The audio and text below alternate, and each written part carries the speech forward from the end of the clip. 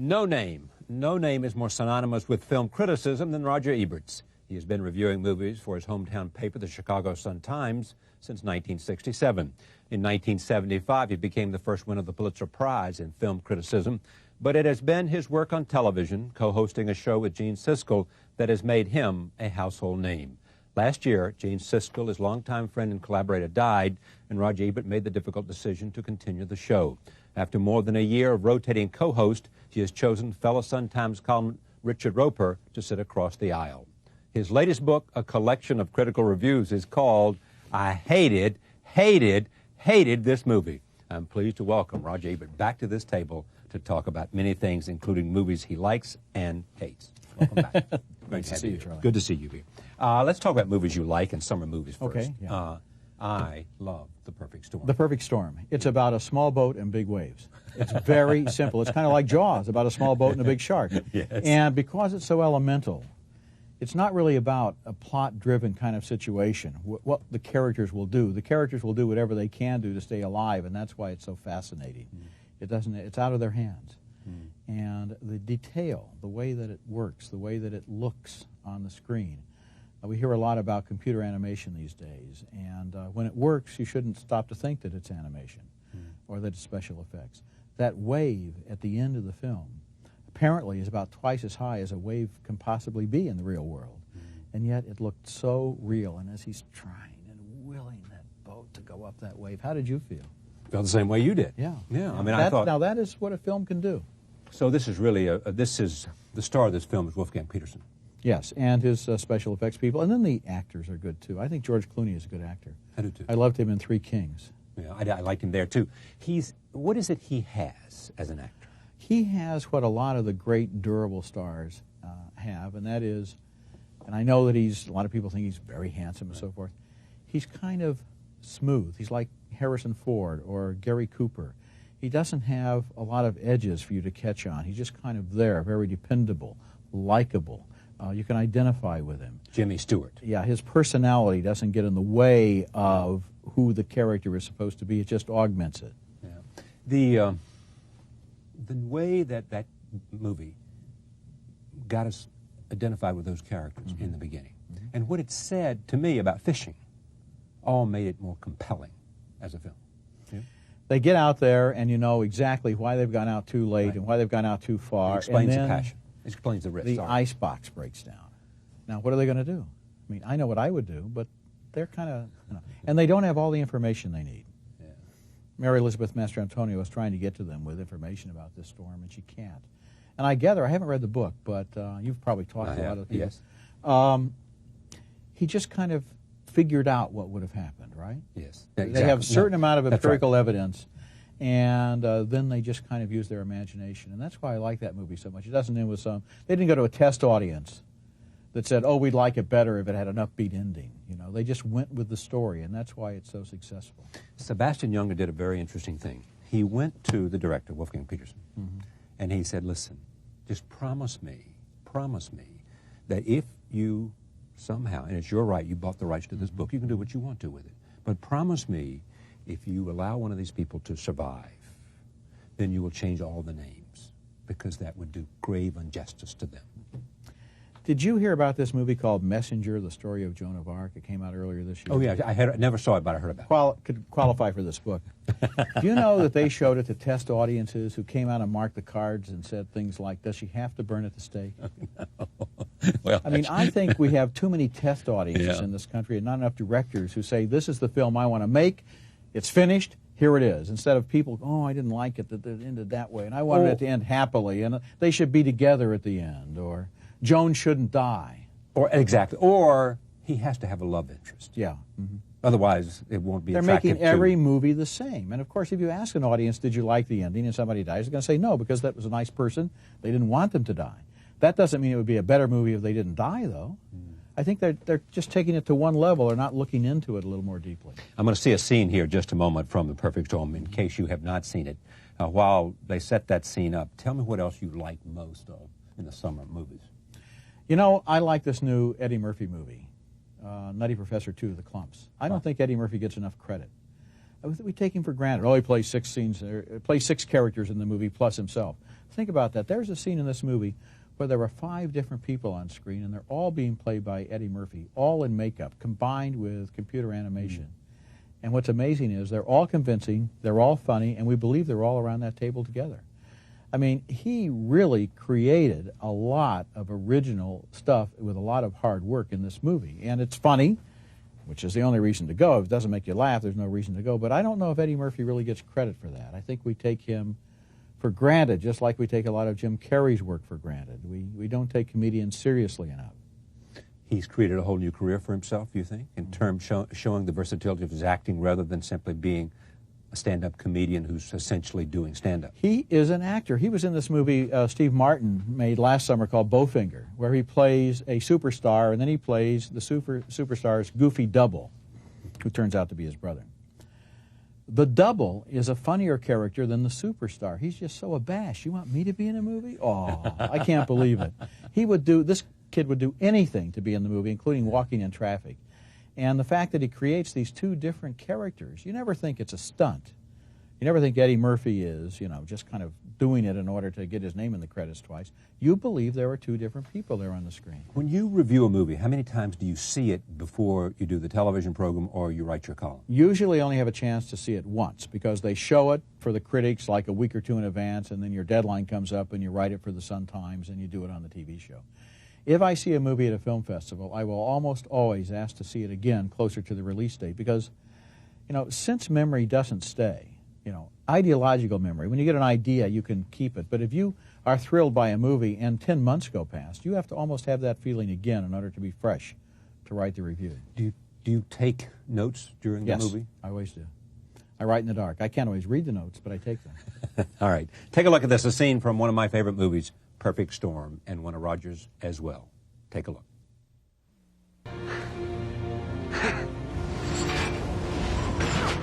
All right, then, Gloucester! We're coming home! Ah!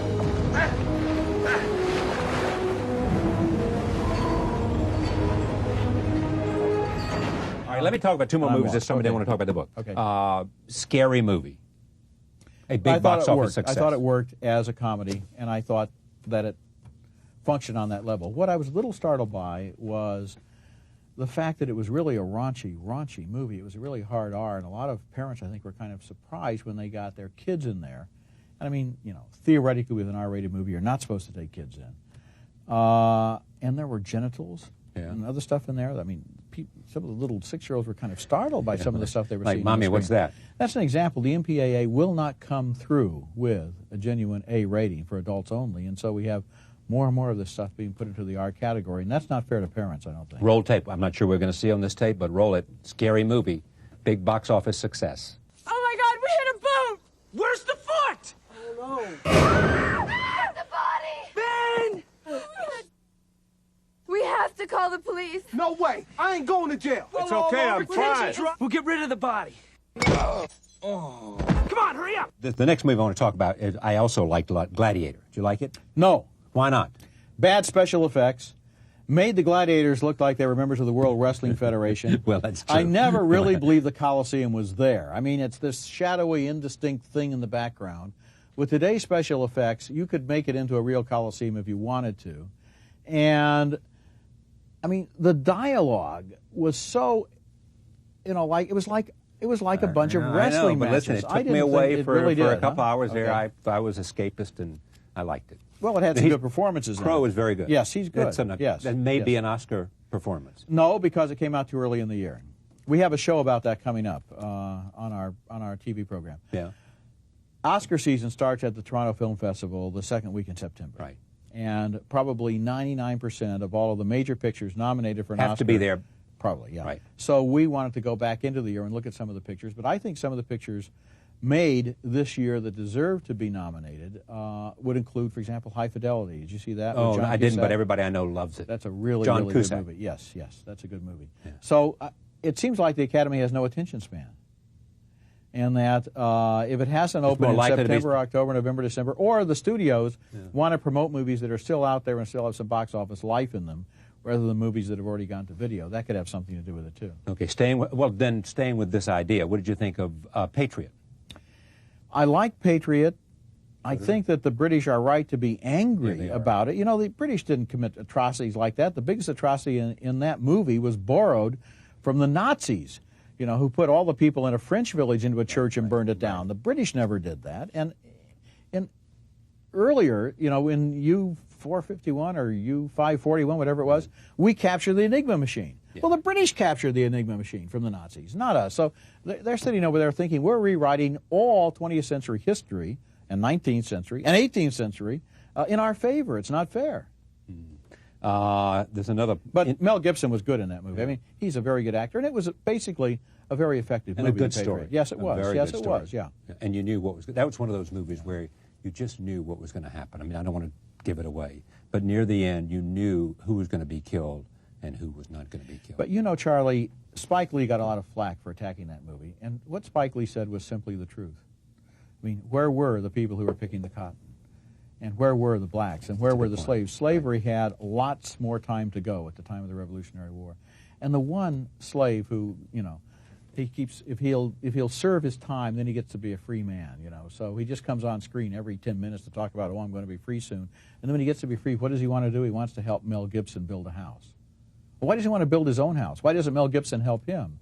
I mean, it was very condescending. And Spike is right about that. And people said, oh, there goes Spike again. But, you know, Spike usually just makes pretty good sense. Yeah, he sure and does. That movie really kind of left out the whole foundation of the emerging American nation, which was slavery. So far this year, what do you think is the best movie, Academy Award-wise? The best movie I've seen so far this year was High Fidelity. You'd vote for it? Oh, yes. Yes. It's a very good movie. And I would also put way up at the top of my list Wonder Boys. Haven't seen that. With Michael Douglas. Now, it's interesting because that movie opened and closed in February. And Paramount is going to bring it out again this fall because they took a good look at it, too, and they said, hey, wait a minute. This is Michael Douglas's best performance. This is a smart, intelligent movie. So why did it not do well at the time? I don't think at the time audiences were given a chance to even discover it. You know, you have this Friday night syndrome. If it doesn't open strong on Friday night, by Monday they're already trying to figure out what else to bring into that theater. And Wonder Boys, which is about this kind of broken down writer who's a college professor I know and this a long movie. weekend, Yes. you know. And a young kid comes in who's like an intern and they have a relationship. Yeah, well, he really thinks this kid can write and is a good writer. And other people, there's a literary conference on the campus. And without going into the whole story, Douglas, who usually is this real slick Wall Street kind of corporate boardroom raider ladies man, here walks around half the movie wearing a bathrobe, you know, needs a haircut and hung over, and he's a pothead. And yet at the same time, he's a sweet guy who wants to do the right thing and cares about people, but his life is a complete mess. And it's a really good movie, so I hope that Wonder Boys and A High Fidelity are not forgotten simply because they were early spring releases, late winter releases. So who do you think is the best actor so far? Do you think it's Michael, or do you think it's Cusack, or do you think it's... The best actor so far? Oh, I wouldn't see, I don't know. I want them both to be nominated. How's that? Okay. There's a movie called Croupier, which I haven't seen. Yeah. You like it? Yes, I do, and there's an interesting story about it because this company named the Shooting Gallery took 6 films and booked them for 2 weeks apiece in 23 cities as a shooting gallery series. You could go on Monday night and get a film critic to talk to you about it, and you could see the movie and so forth. And these are the kinds of movies that didn't get national releases, generally speaking, because it takes so much money to open a movie in this country. Well, Croupier kind of crossed over and was able then to get into regular theaters, and that was the whole idea of the series. Because there were a lot of good movies that we see at film festivals that the public never gets a chance to see because it costs so much in terms of advertising to open them. Do you think you have the power to put people in the theater? I wish I did. People say, do film critics have too much power? We don't have nearly. Well, the power can be negative. You can keep people out, but can you put them in the theater with your own enthusiasm? We can't keep them out, and we can help a movie. We can help a movie by sharing our enthusiasm. We can't necessarily hurt a movie that is destined to be a big hit anyway.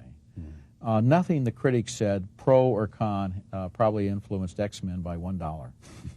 True, it did just fine. Thank you very much. All right, here's a scene from Croupier. Take a look at this, and we'll come back and talk about this book. I hated this movie. In 5. Change. What aftershave are you using? Never converse with the punters. Slows things down. Money down. Speed is volume. Volume is profit for the casino. Aim at 40 spins an hour. All right, I hate it. Why'd you write this book? I like the writing in this book. I like to write. I am basically a newspaper man. I spend 80% of my time in print and 20% on television, probably. And when I get a really bad movie, it sometimes inspires me to write a fairly funny piece about it. And for the most part, these pieces are not so much angry as they are, I hope, funny. Because some of these movies are. Is there a common denominator to all bad movies? For example, it's more often than not the script than it is the acting. I tend to go easy on actors because it's not their fault. Right. I mean, if an actor is good, it had to be because of something he did or she did. Because you can't make something out of nothing.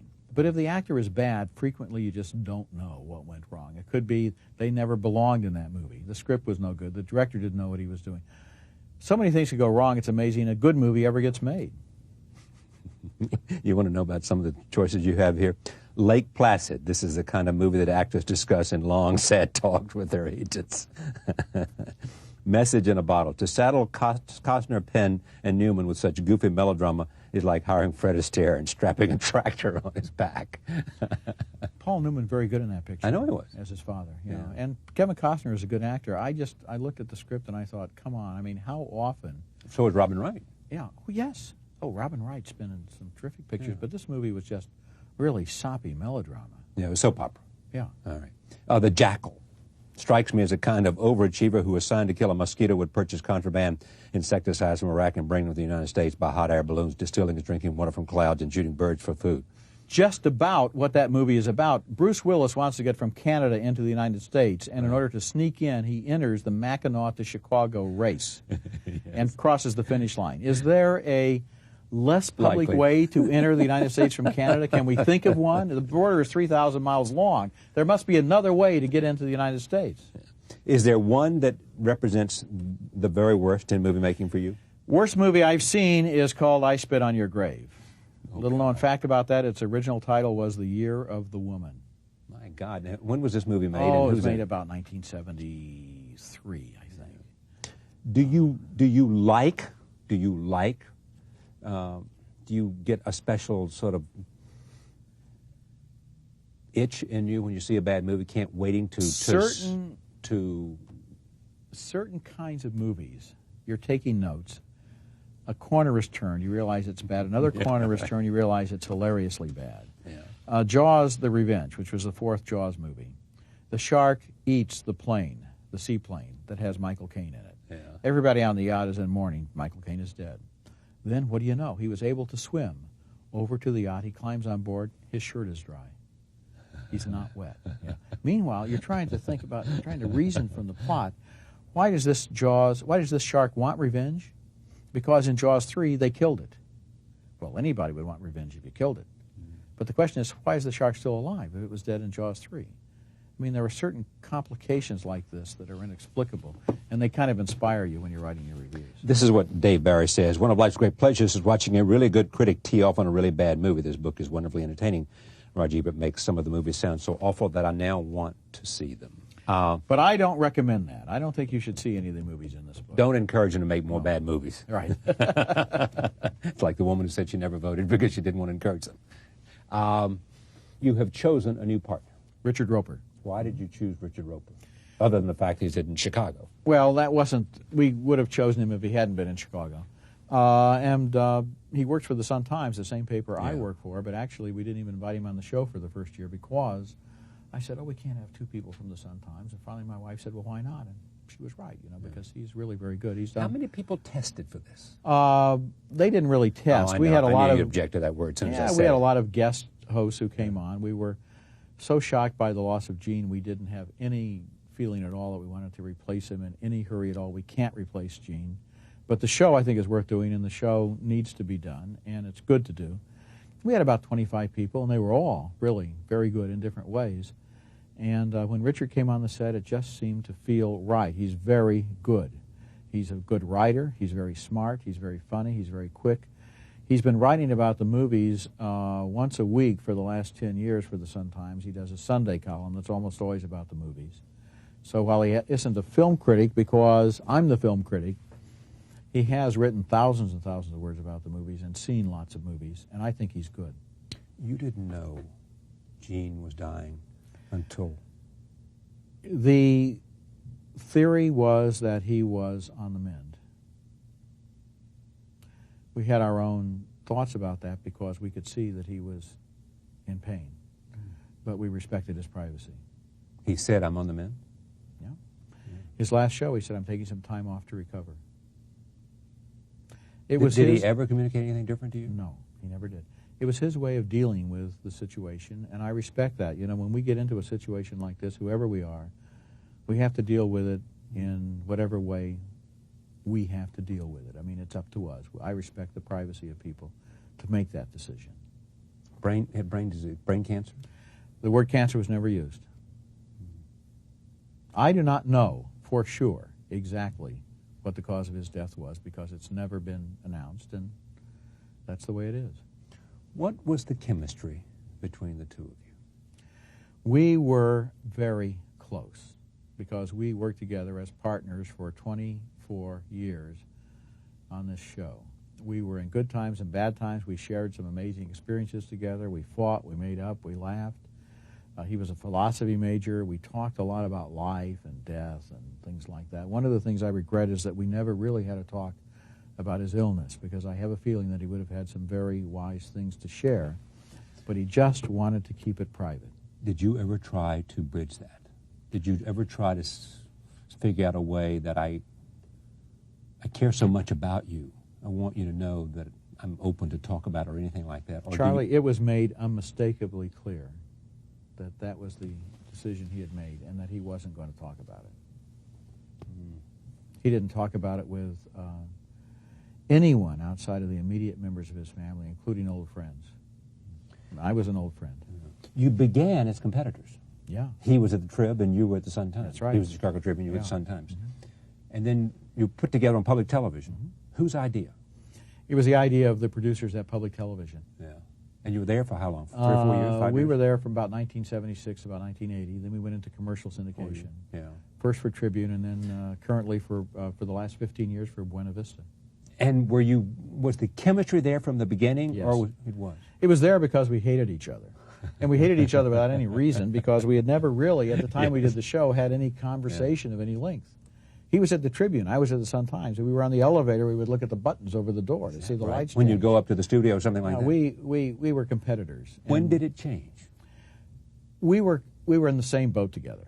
It's kind of like these guys in The Perfect Storm. You know, they hate each other, but the guy would go in the water after the other guy. You know, when he falls in, his enemy goes in after him because you can't let your friend, your fellow sailor, drown. Right. Gene and I were on the same boat for 23 years, and I don't know, we went through some things that were life experiences, and we had an opportunity. It was a great opportunity in our lives. I mean, we were Chicago newspapermen, and now we're on a national television show. How did that happen? The most popular film critics probably in the world. How did that happen? I mean, that should have happened to somebody from New York or Los Angeles. I mean, how did it happen to two guys from Chicago? I think Gene might be a little tickled that our new co-host is also From Chicago. a Chicago newspaperman, and Gene liked Richard very The only much. thing that would have made it better for Gene if he was a die-hard Chicago Bull fan. He was. No, I said if his successor was a Chicago I Bull see. fan. I have to talk to Since Roper he did about work that. at the Tribune, if he at least is a Bull fan. Yeah, well, that I'm would sure be that good. we were all Bulls fans then, but now there are not many Yeah, I know. Bulls to be fans of. I guess they're rebuilding, right? Who's the best director working today? Scorsese. No question. Yeah. Roger Scorsese. Ebert. Yeah, it's hard to imagine. But even though you look at his last movie with Nick Cage, didn't do well. Well, so what? It didn't do well because it was too Was it good. Was it that good? I thought it was very good. I think that people these days are looking more for irony, and he's not an ironist. I talked about this with Paul Schrader, who has written 3 or 4 movies for Marty. And he said, we come out of an age of existentialism, and we're now living in an age of irony, where audiences, instead of seeing a real horror film, they want to go see a scary movie. They want to have the edge. They want to be sarcastic. They want to see the joke. And in a Scorsese movie, it's pretty serious. It's pretty serious. I bet you he would say, maybe he would say Raging Bull was his best film, maybe. But I would bet you in the top 3, he would say Last Temptation of Christ. I think he likes it very much, know, yeah. And then, of course, Taxi Driver is in there, Yeah, and right. Goodfellas. You know what I love about Marty is his love of movies. And I had the opportunity recently to sit next to his new wife. And he so loves movies, you know, that he just, you know, infuses you with that love. He insists I know. I've that you been see talking the about movies him. and watch the movie, and I mean, it's just. I reviewed his first film for the Sun-Times in 1967. We've known each other that long. And he's on a show. We did a show together, the best films of the 90s. Oh, it's great, yeah. And it's going to repeat Right.